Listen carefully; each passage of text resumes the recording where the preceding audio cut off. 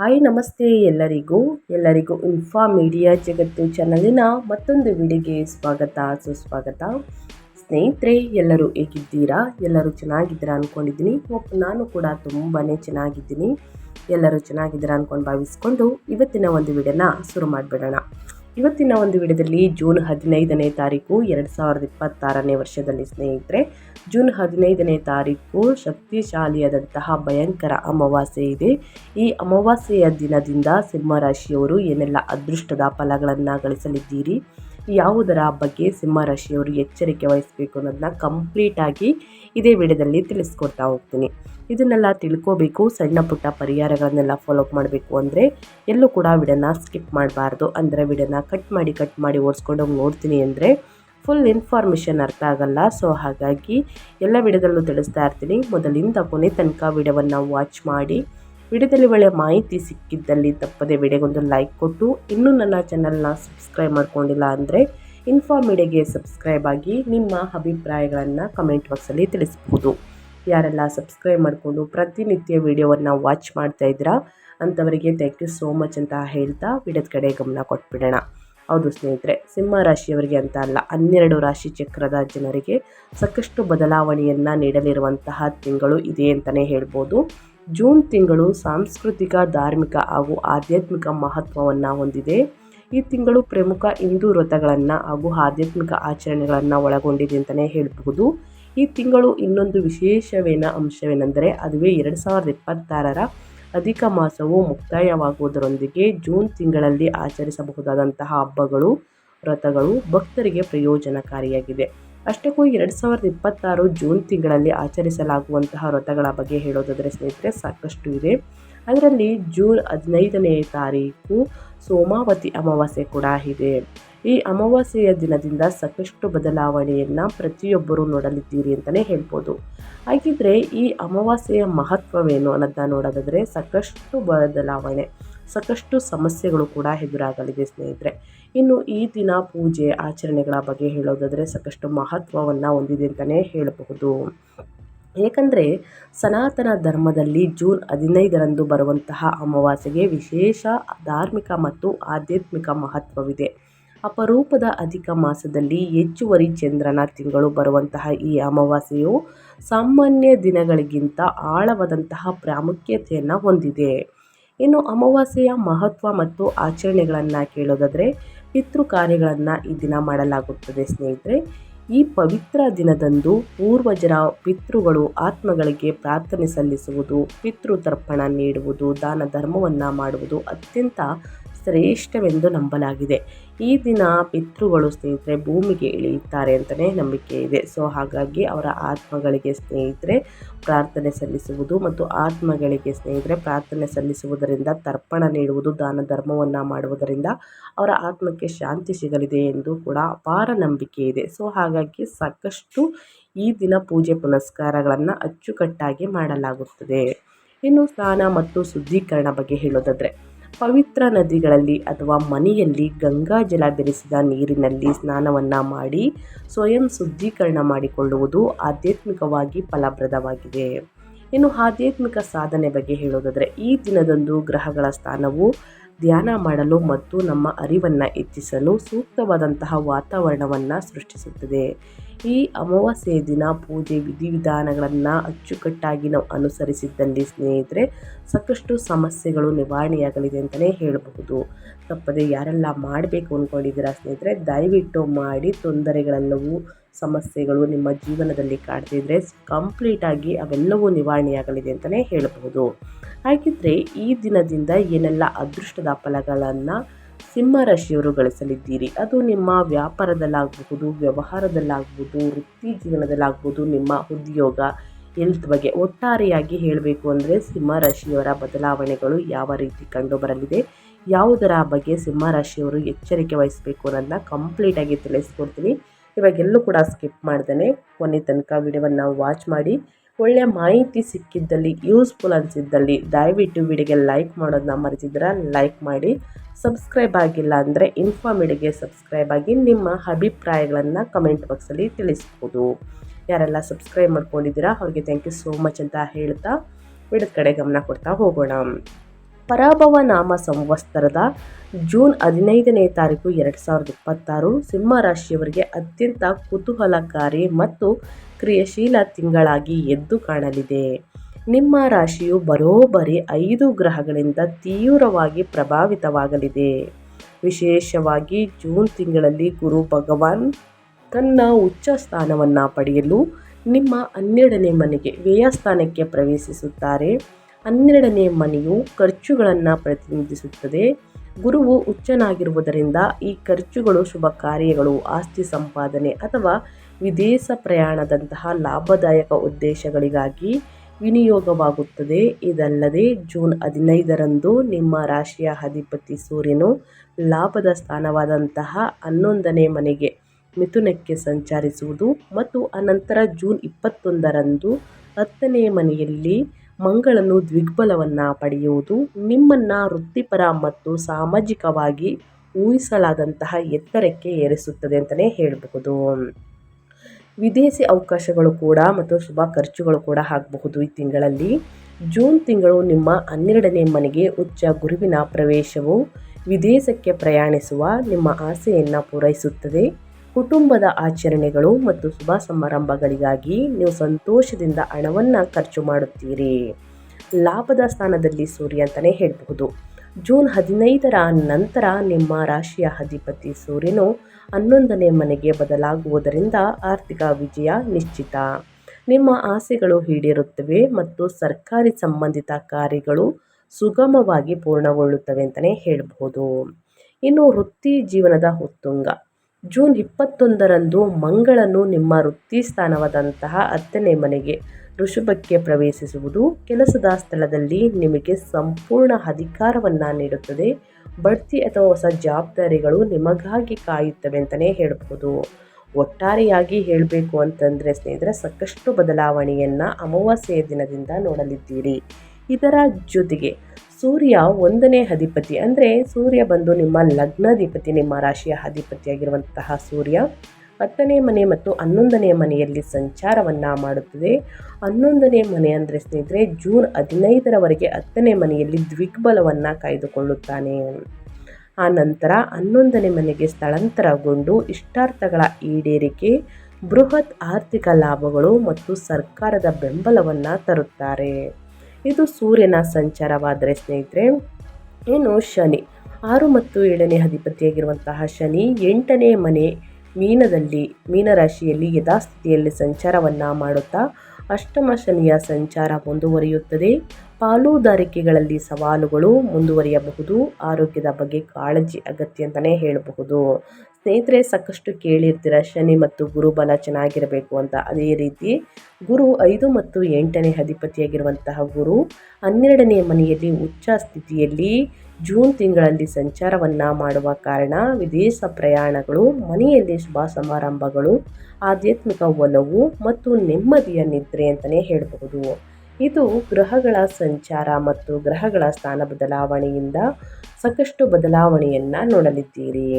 ಇನ್ನು ಮೇಯ್ನ್ ಆಗಿ ಈ ದಿನದಿಂದ ನಿಮ್ಮ ಹೆಲ್ತ್ ಬಗ್ಗೆ, ನಿಮ್ಮ ಆರೋಗ್ಯದ ಬಗ್ಗೆ ಹೇಳೋದಾದರೆ ಯಾವುದರ ಬಗ್ಗೆ ಎಚ್ಚರಿಕೆ ವಹಿಸಬೇಕು ಅನ್ನೋದನ್ನ ನೋಡೋದಾದರೆ, ಸಿಂಹ ರಾಶಿಯವರಿಗೆ ಜೂನ್ 15ನೇ ತಾರೀಕು ಅಮಾವಾಸ್ಯೆ ನಂತರ ಕೂಡ ಸಾಕಷ್ಟು ಬದಲಾವಣೆಗಳು ಕಂಡು ಬರಬಹುದು. ಸ್ನೇಹಿತರೆ, ಆರೋಗ್ಯದ ವಿಷಯದಲ್ಲಿ ಈ ಜೂನ್ನಲ್ಲಿ ಯಾವುದೇ ದೊಡ್ಡ ಹಿನ್ನಡೆ ಕಂಡು ಬರುವುದಿಲ್ಲ.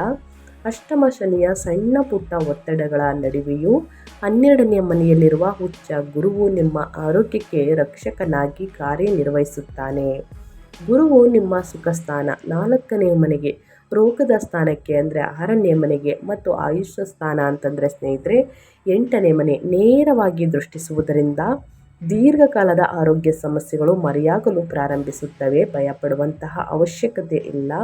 ಇನ್ನು ಜೂನ್ 21ರಂದು 10ನೇ ಮನೆಗೆ ಪ್ರವೇಶಿಸುವಂತಹ ಮಂಗಳನು ನಿಮ್ಮಲ್ಲಿ ಅದ್ಭುತ ದೈಹಿಕ ಶಕ್ತಿಯನ್ನು ತುಂಬುತ್ತಾನೆ. ಆದರೆ ಇದು ಕೆಲಸದ ಗೀಳನ್ನು ಸಹ ಪ್ರಚೋದಿಸಬಹುದು. ಇದರಿಂದಾಗಿ ನೀವು ಸಮಯಕ್ಕೆ ಸರಿಯಾಗಿ ವಿಶ್ರಾಂತಿ ಪಡೆಯುವುದನ್ನು ಮರೆಯಬಾರದು ಸ್ನೇಹಿತರೆ.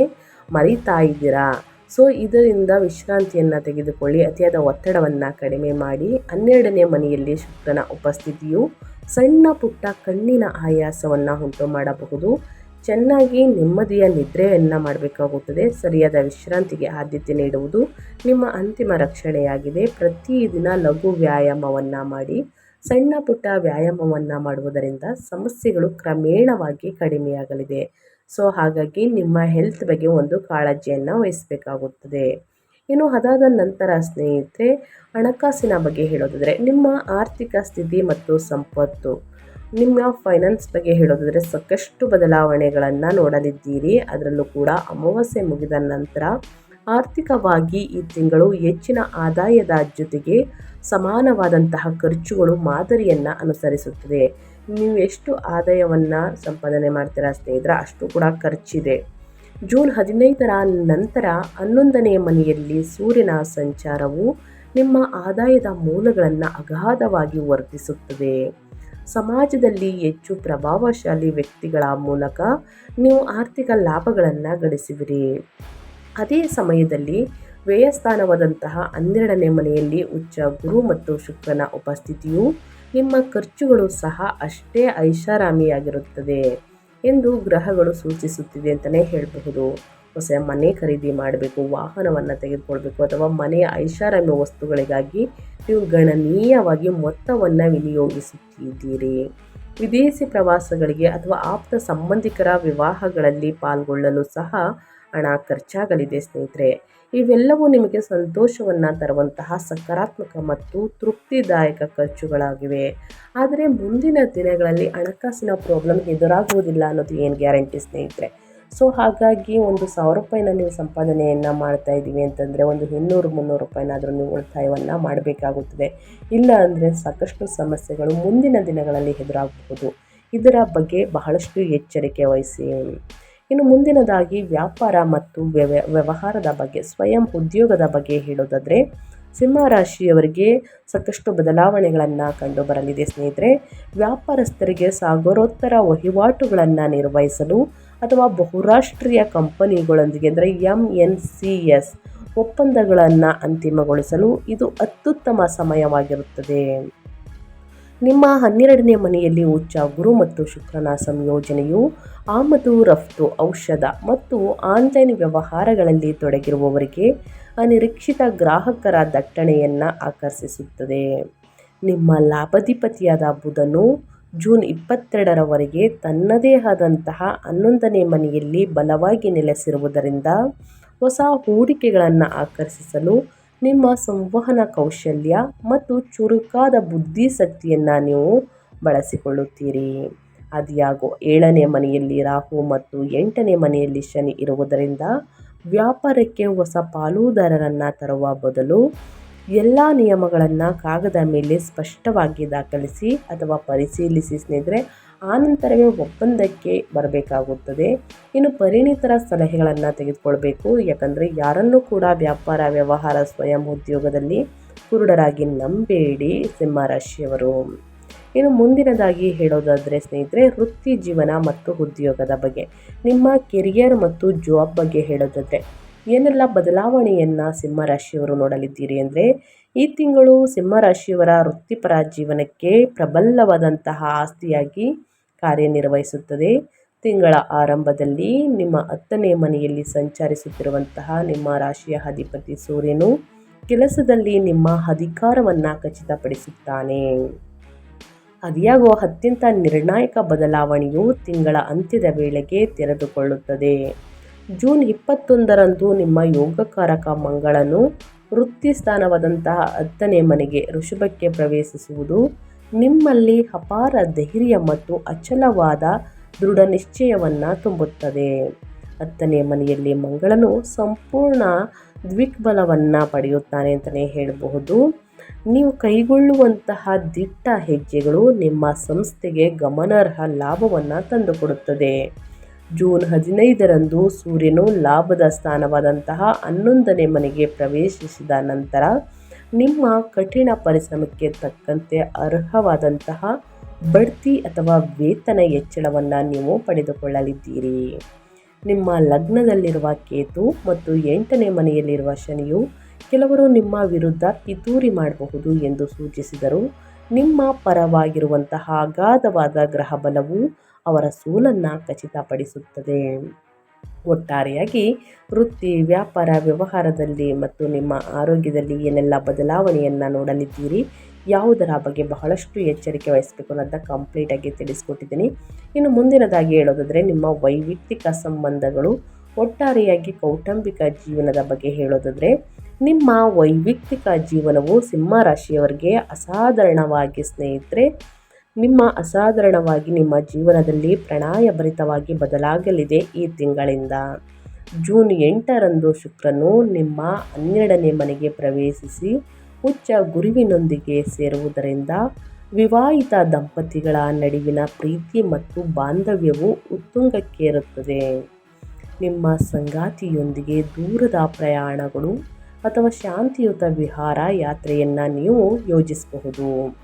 ಸಂಬಂಧದಲ್ಲಿರುವ ಯಾವುದೇ ಸಣ್ಣ ಪುಟ್ಟ ಘರ್ಷಣೆಗಳು ಈ ಪ್ರಯಾಣದ ಸಮಯದಲ್ಲಿ ಸುಲಭವಾಗಿ ಕರಗಿ ಹೋಗುತ್ತದೆ. ವಿವಾಹ ಸಂಬಂಧಗಳನ್ನು ಹುಡುಕುತ್ತಿರುವವರಿಗೆ ಈ ತಿಂಗಳು ಸಾಗರೋತ್ತರ ಅಥವಾ ದೂರದ ಪ್ರದೇಶಗಳಿಂದ ಪ್ರಸ್ತಾಪಗಳನ್ನು ಸ್ವೀಕರಿಸುವಂತಹ ಹೆಚ್ಚಿನ ಅವಕಾಶವಿದೆ. ಅದು ಹುಡುಗಿಯಾಗಲಿ ಹುಡುಗರಾಗಲಿ ಸ್ನೇಹಿತರೆ, ಯಾರು ಇನ್ನೂ ಕೂಡ ಮದುವೆಯಾಗಿಲ್ಲ ಅವಿವಾಹಿತರಿಗೆ, ವಿವಾಹ ಸಂಬಂಧಗಳು ಹುಡುಕುತ್ತಿರುವವರಿಗೆ ಸ್ನೇಹಿತರೆ, ಈ ತಿಂಗಳಲ್ಲಿ ದೂರದ ಪ್ರದೇಶಗಳಿಂದ ಪ್ರಸ್ತಾಪಗಳು ಅಂದರೆ ಸಂಬಂಧಗಳು ಬರಬಹುದು.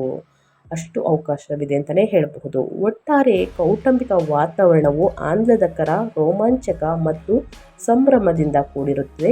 ಅಡಚಣೆಯಿಂದ ನಿಂತು ಹೋಗಿದ್ದಂತಹ ಶುಭ ಕಾರ್ಯಗಳು ಮತ್ತೆ ಪ್ರಾರಂಭಗೊಳ್ಳಲಿದೆ. ಮನೆಯಲ್ಲಿ ಹೊಸ ವ್ಯಕ್ತಿಯ ಆಗಮನ ಅಂತಲೇ ಹೇಳಬಹುದು. ಇದರಿಂದ ಸಾಕಷ್ಟು ಅದೃಷ್ಟವನ್ನು ನೋಡಲಿದ್ದೀರಿ. ಇನ್ನು ಅದೇ ರೀತಿ ಸ್ನೇಹಿತರೆ, ಶಿಕ್ಷಣದ ಬಗ್ಗೆ ಹೇಳೋದಾದರೆ ಏನೆಲ್ಲ ಬದಲಾವಣೆಗಳು ಕಂಡು ಬರಬಹುದು, ಯಾವುದರ ಬಗ್ಗೆ ಎಚ್ಚರಿಕೆ ವಹಿಸಬೇಕು ಅಂದರೆ ನಿಮ್ಮ ವಿದ್ಯಾಧಿಪತಿಯಾದ ಗುರುವು 12ನೇ ಮನೆಯಲ್ಲಿ ಉಚ್ಚ ಸ್ಥಿತಿಯಲ್ಲಿ ಸಂಚರಿಸುತ್ತಿರುವುದರಿಂದ ವಿದೇಶದಲ್ಲಿ ಉನ್ನತ ಶಿಕ್ಷಣವನ್ನು ಪಡೆಯಲು ಬಯಸುವಂತಹ ವಿದ್ಯಾರ್ಥಿಗಳಿಗೆ ದೊಡ್ಡ ವರದಾನವಾಗಿದೆ. ವೀಸಾ ಅನುಮೋದನೆಗಳು ಮತ್ತು ವಿಶ್ವವಿದ್ಯಾನಿಲಯದ ಪ್ರವೇಶ ಪ್ರಕ್ರಿಯೆಗಳು ಸುಗಮವಾಗಿ ಪೂರ್ಣಗೊಳ್ಳುತ್ತವೆ. 11ನೇ ಮನೆಯಲ್ಲಿ ಸೂರ್ಯ ಬುಧರ ಸಂಯೋಜನೆಯು ಸ್ಪರ್ಧಾತ್ಮಕ ಪರೀಕ್ಷೆಗಳಲ್ಲಿ ಅತ್ಯುತ್ತಮ ಅಂಕಗಳನ್ನು ಖಚಿತಪಡಿಸುತ್ತದೆ. ಜೊತೆಗೆ ಶೈಕ್ಷಣಿಕ ವಿದ್ಯಾರ್ಥಿ ವೇತನಕ್ಕೆ ಸ್ಕಾಲರ್ಶಿಪ್ಸ್ ಬಾಗಿಲು ತೆರೆಯುವಂತಹ ಸಾಧ್ಯತೆ ಇದೆ ಸ್ನೇಹಿತರೆ. ಒಟ್ಟಾರೆಯಾಗಿ ಹೇಳಬೇಕು ಅಂದರೆ ಮಿಶ್ರ ಫಲಿತಾಂಶವನ್ನು ನೋಡಲಿದ್ದೀರಿ. ಪ್ರತಿದಿನ ಅಧ್ಯಯನದ ಕಡೆ ಗಮನ ಕೊಡಿ. ಉನ್ನತ ಫಲಿತಾಂಶವನ್ನು ಗಳಿಸಬೇಕು ಅಂತಂದರೆ ಸಾಕಷ್ಟು ಅದೃಷ್ಟವನ್ನು ನೋಡಲಿದ್ದೀರಿ. ಸಾಕಷ್ಟು ಸಮಸ್ಯೆಗಳು ಕೂಡ ಎದುರಾಗಲಿದೆ. ನಿಮ್ಮ ಹೆಲ್ತ್ ಬಗ್ಗೆ ಕಾಳಜಿ ವಹಿಸಿ. ಇನ್ನು ವಾಹನ, ಆಸ್ತಿ ಎಲ್ಲ ಖರೀದಿ ಮಾಡುವಂತಹ ಯೋಗ ಇದೆ ಸ್ನೇಹಿತರೆ. ಒಂದಷ್ಟು ಉಳಿತಾಯವನ್ನು ಮಾಡಿ ವಾಹನವನ್ನು ಚಾಲನೆ ಮಾಡಬೇಕಾದ್ರೂ ಬಹಳಷ್ಟು ಎಚ್ಚರಿಕೆ ವಹಿಸಿ. ಇನ್ನು ಎಲೆಕ್ಟ್ರಿಕ್ಗೆ ಸಂಬಂಧಪಟ್ಟಂತಹ ಕೆಲಸವನ್ನು ಮಾಡುವವರು ಕೂಡ ಬಹಳಷ್ಟು ಎಚ್ಚರಿಕೆ ವಹಿಸಬೇಕು. ಗಾಯಗಳಾಗುವಂತಹ ಇದೆ, ಸುಟ್ಟ ಗಾಯಗಳಾಗುವಂತಹ ಚಾನ್ಸಸ್ ಇದೆ. ಸೊ ಹಾಗಾಗಿ ಬಹಳಷ್ಟು ಎಚ್ಚರಿಕೆ ವಹಿಸಿ ಅಂತ ಹೇಳ್ತಾ, ಇನ್ನು ಈ ಅಮಾವಾಸ್ಯೆ ದಿನ ಏನೆಲ್ಲ ಪರಿಹಾರವನ್ನು ಮಾಡಬೇಕು ಅಥವಾ ಆಗಲಿಲ್ಲ, ಅಮಾವಾಸ್ಯೆ ದಿನ ಅನಿವಾರ್ಯದಿಂದ ಪರಿಹಾರವನ್ನು ಮಾಡೋದಕ್ಕೆ ಆಗಲಿಲ್ಲ ಅಂದರೆ ಬಿಡು ದಿನ ಮಾಡ್ಬೋದು ಅಂದರೆ ಖಂಡಿತವಾಗಿಯೂ ಮಾಡ್ಬೋದು. ಏನೆಲ್ಲ ಪರಿಹಾರವನ್ನು ಮಾಡಬೇಕು ಅನ್ನೋದನ್ನ ನೋಡ್ತಾ ಹೋಗೋಣ. ಅಷ್ಟಮ ಶನಿಯ ಒತ್ತಡವನ್ನು ತಗ್ಗಿಸಲು ಸಿಂಹರಾಶಿಯವರು ಮತ್ತು 11ನೇ ಮನೆಯ ಸೂರ್ಯ ಹಾಗೂ ದ್ವಿಗ್ಬಲವನ್ನು ಹೊಂದಿರುವಂತಹ ಮಂಗಳನ ಶಕ್ತಿಯನ್ನು ಸಂಪೂರ್ಣವಾಗಿ ಬಳಸಿಕೊಳ್ಳಲು ನಾನು ಹೇಳುವಂತಹ ಪರಿಹಾರವನ್ನು ಕೈಗೊಳ್ಳಿ. ಕಷ್ಟ, ಸಮಸ್ಯೆ, ಅಡಚಣೆ ಏನೇ ಇದ್ದರೂ ಕೂಡ ನಿವಾರಣೆಯಾಗಲಿದೆ. ಮೊದಲನೇದಾಗಿ ಶನಿ ಪರಿಹಾರ. 8ನೇ ಮನೆಯಲ್ಲಿರುವ ಶನಿಯಿಂದ ಉಂಟಾಗುವಂತಹ ಮಾನಸಿಕ ಆತಂಕಗಳನ್ನು ದೂರ ಮಾಡಲು ಪ್ರತಿ ಶನಿವಾರ ಆಂಜನೇಯನಿಗೆ ವೀಳ್ಯದೆಲೆ ಹಾಗೂ ಪೂಜೆ ಸಲ್ಲಿಸಿ ಅಥವಾ ಸುಂದರಕಾಂಡವನ್ನು ಪಠಿಸಬೇಕಾಗುತ್ತದೆ.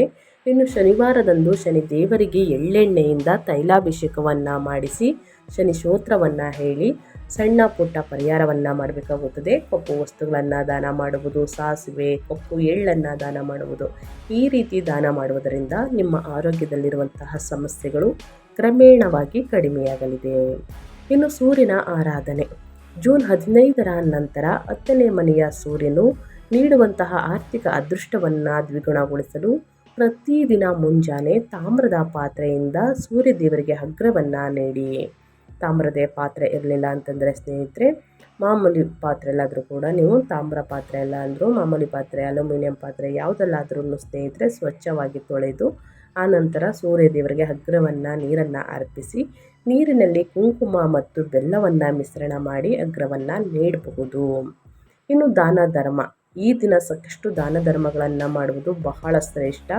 12ನೇ ಮನೆಯ ಗ್ರಹಗಳಿಂದ ಉಂಟಾಗುವಂತಹ ವಿಪರೀತ ಆರ್ಥಿಕ ಸೋರಿಕೆಯನ್ನು, ಅಂದರೆ ಹಣಕಾಸಿನಲ್ಲಿ ಸಾಕಷ್ಟು ಆದಾಯ ಎಷ್ಟಿರುತ್ತೋ ಅಷ್ಟು ಕೂಡ ಖರ್ಚಿರಲಿದೆ. ಆ ಸೋರಿಕೆಯನ್ನು ತಡೆಯಲು ಗುರುವಾರದಂದು ಅರ್ಚಕರಿಗೆ ಅಥವಾ ನಿರ್ಗತಿಕ ವಿದ್ಯಾರ್ಥಿಗಳಿಗೆ ಹಳದಿ ವಸ್ತ್ರ ಅಥವಾ ಬೇಳೆಕಾಳುಗಳನ್ನು ದಾನ ಮಾಡಿ. ಆದಷ್ಟು ಈ ದಿನ ಅಮಾವಾಸ್ಯೆ ದಿನ ಜೂನ್ 15ನೇ ತಾರೀಕು ಜ್ಯೇಷ್ಠ ಅಮಾವಾಸ್ಯೆ ಇದೆ ಸ್ನೇಹಿತರೆ. ಈ ಅಮಾವಾಸ್ಯೆ ದಿನ ನೀವು ಮಾಡುವುದಕ್ಕೆ ಆಗಲಿಲ್ಲ ಅಂತಂದರೆ ಬಿಡು ದಿನ ಕೂಡ ಮಾಡಬಹುದು, ತಿಳಿಸ್ಕೊಟ್ಟಿದ್ದೀನಿ. ಶನಿವಾರ, ಮಂಗಳವಾರ, ಶುಕ್ರವಾರ ಕೂಡ ಮಾಡಬಹುದು. ತಪ್ಪದೆ ಮಾಡಿ ಅಂತ ಹೇಳ್ತಾ ನಾನು ವಿಡಿಯೋವನ್ನು ಎಂಡ್ ಮಾಡ್ತಾ ಇದ್ದೀನಿ. ಇವತ್ತಿನ ಒಂದು ವಿಡಿಯೋದಲ್ಲಿ ಸಂಪೂರ್ಣ ಮಾಹಿತಿ ಸಿಕ್ಕಿದ್ದಲ್ಲಿ, ಈ ವಿಡಿಯೋ ಯೂಸ್ಫುಲ್ ಅನಿಸಿದ್ದಲ್ಲಿ ದಯವಿಟ್ಟು ವಿಡಿಯೋಗೆ ಲೈಕ್ ಮಾಡೋದನ್ನ ಮರೆತಿದ್ದೀರಾ, ಲೈಕ್ ಮಾಡಿ. ಇನ್ನೂ ನನ್ನ ಚಾನಲ್ನ ಸಬ್ಸ್ಕ್ರೈಬ್ ಮಾಡ್ಕೊಂಡಿಲ್ಲ ಅಂದರೆ ಇನ್ಫಾ ಮೀಡಿಯಾಗೆ ಸಬ್ಸ್ಕ್ರೈಬ್ ಆಗಿ ನಿಮ್ಮ ಅಭಿಪ್ರಾಯಗಳನ್ನು ಕಮೆಂಟ್ ಬಾಕ್ಸಲ್ಲಿ ತಿಳಿಸಬಹುದು.